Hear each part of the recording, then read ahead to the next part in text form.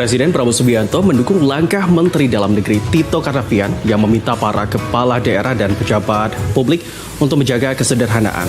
Tito juga mengingatkan pejabat untuk tidak lagi melakukan flexing terlebih di tengah situasi bangsa yang sedang menuntut kepekaan bersama.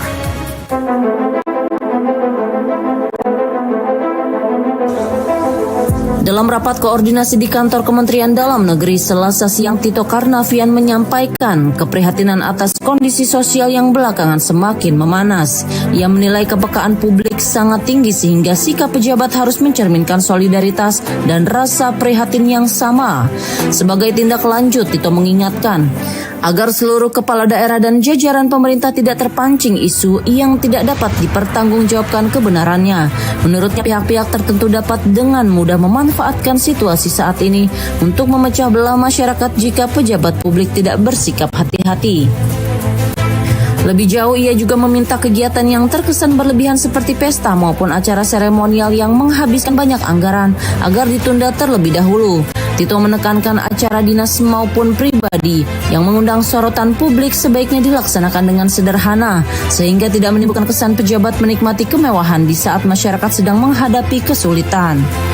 Kemudian juga menunda semua kegiatan seremonial yang terkesan pemborosan, apalagi seperti kelihatan, mohon maaf, pesta-pesta ya.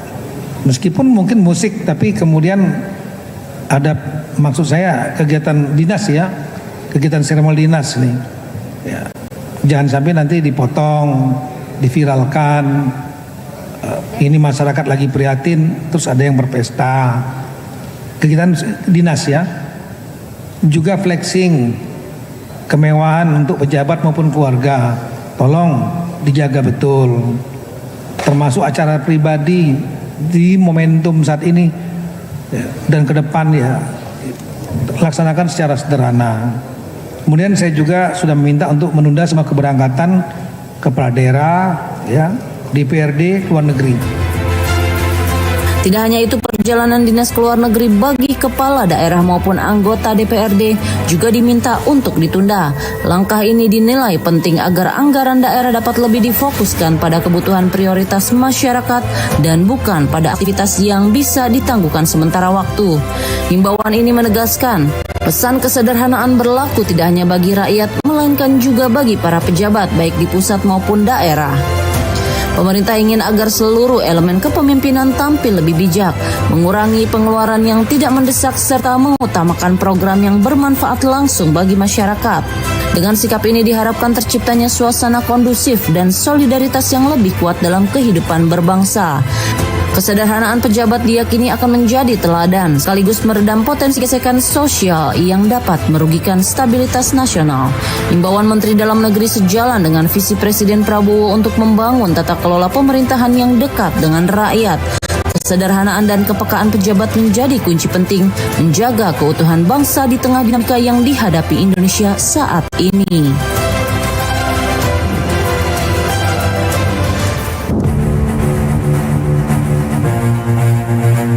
Dimulai dari Jakarta Selatan, pasca sepekan terjadinya gangguan keamanan, aparat gabungan mengerahkan lebih dari 310 personel dalam patroli berskala besar.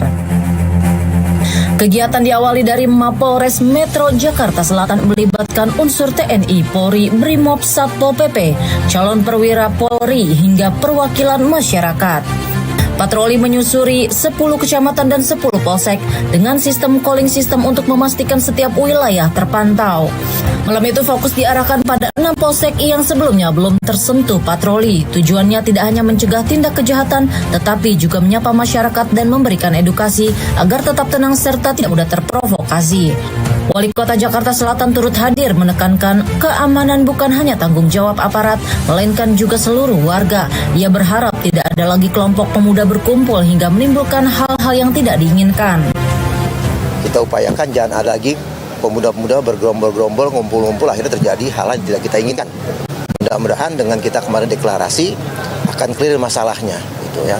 Mereka sadar karena keamanan, ketertiban bukannya milik aparatur, tapi milik semua warga yang ada di Jakarta Selatan.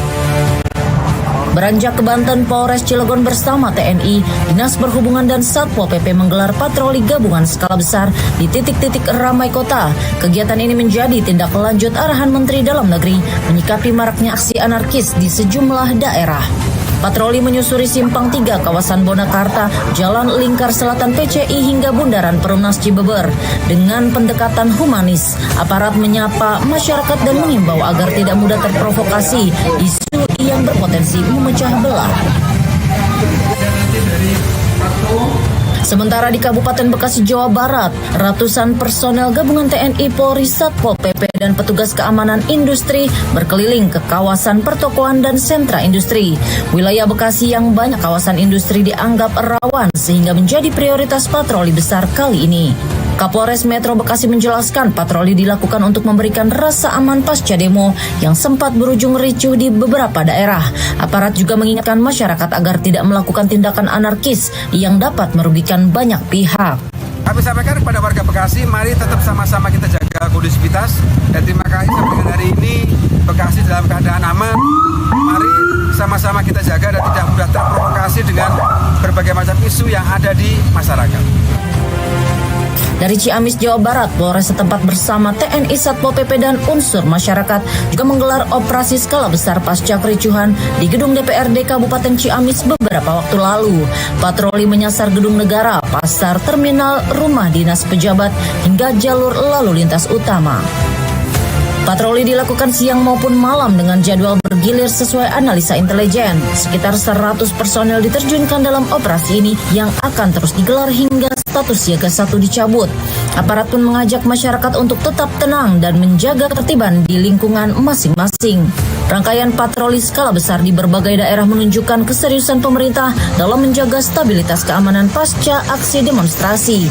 Dengan sinergi aparat dan partisipasi masyarakat, diharapkan situasi kondusif segera kembali pulih dan aktivitas warga berjalan normal tanpa gangguan.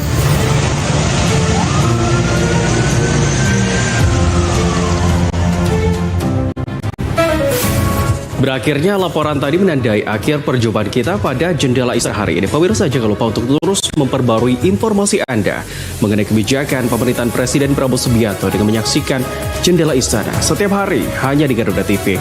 Saya Habib Wijaya pamit undur diri. Terima kasih atas kebersamaan Anda dan sampai jumpa.